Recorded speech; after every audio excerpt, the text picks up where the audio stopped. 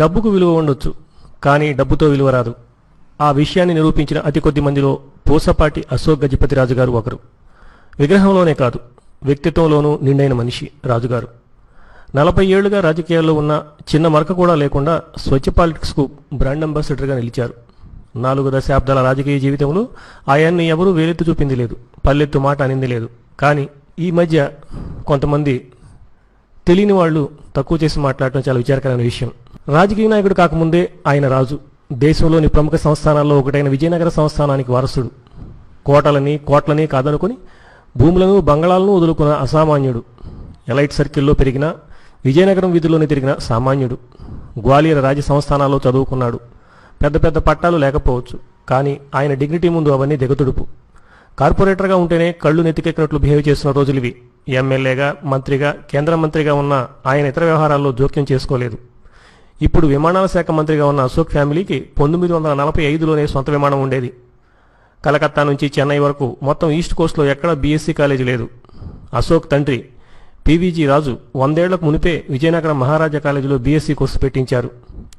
దాదాపు 2 లక్షల ఎకరాలు విద్యా సంస్థలు, దేవాలయాలకు ఇచ్చిన కుటుంబం అది. తన 40 ఏళ్ల రాజకీయ జీవితంలో ఒక్కసారి కూడా పోలీస్ స్టేషన్కి కానీ, ఎస్పీ ఆఫీసుకు కానీ ఫోన్ చేసి ఈ కేసు మా వాళ్లే వదిలేయండి అని కానీ, పలానా వాళ్ల మీద కేసు పెట్టడని కానీ చెప్పిన దాఖలా లేదు. ఎంఆర్ఓ నుంచి కలెక్టర్ వరకు ఎవరికీ ఫోన్ చేసి అవుట్ ఆఫ్ ద వే పని చేయమని ఒక్కసారి కూడా అడగలేదు. పనులు చేసి పెడితేనే మనవాడు అనుకునే రాజకీయంలో జనం ఆయన్ను ఓసారి ఓడించారు. చివరకు తమ తప్పు తాము తెలుసుకున్నారు. తప్పితే రాజుగారు తన వైఖరి ఏ రోజు తప్పలేదు.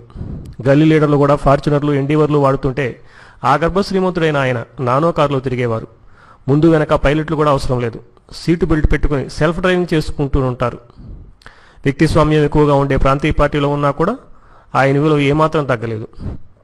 పార్టీ వ్యవహారాలకు సంబంధించి చంద్రబాబు రాష్ట్రం అంతా ఆదేశిస్తారు, కానీ విజయనగరంలో పాటిస్తారు.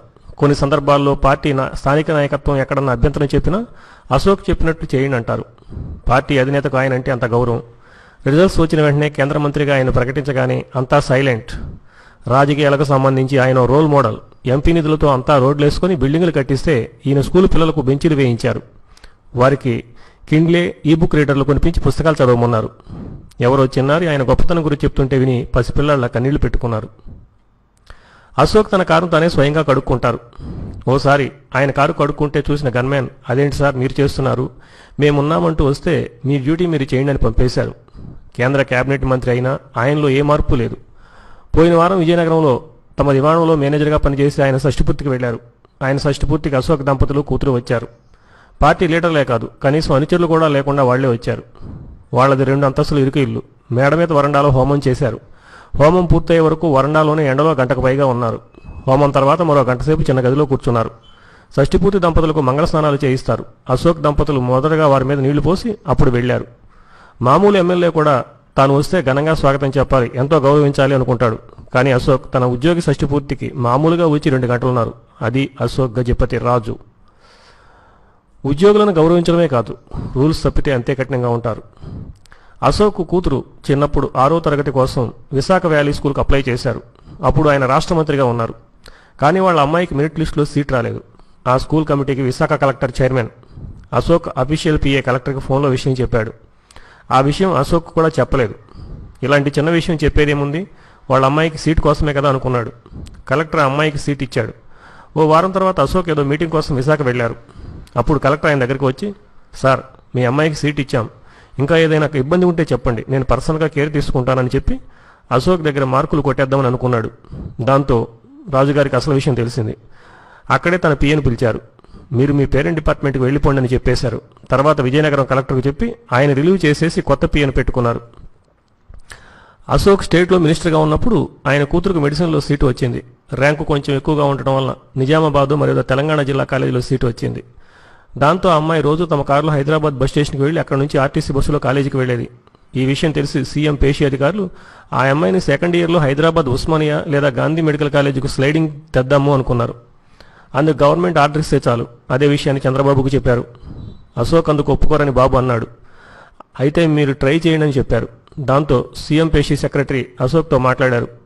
దానికి అశోక్ స్పందిస్తూ, హైదరాబాద్ కాలేజీలో చదవాలంటే మా అమ్మాయి ఇంకా మంచి ర్యాంకు తెచ్చుకోవాల్సింది, తెచ్చుకోలేదు కాబట్టి అక్కడే చదవనియండి అంతే అనేశారు. ఇప్పుడు కేంద్ర మంత్రిగాను అంతే. విమానంలోకి లైటర్తో వస్తే నన్ను పట్టుకోలేదంటని విమానాశ్రయ సెక్యూరిటీకి షాక్ ఇచ్చారు. దాదాపు దివాళాలో ఉన్న యావియేషన్ దారికి తెచ్చారు. తన సొంత ఊరిలో అంతర్జాతీయ విమానాశ్రయం వస్తున్న రూల్స్కు విరుద్ధంగా ఒక్క పని చేయలేదు. అవుట్ ఆఫ్ ద వే అనే డిక్షనరీలోనే లేదు.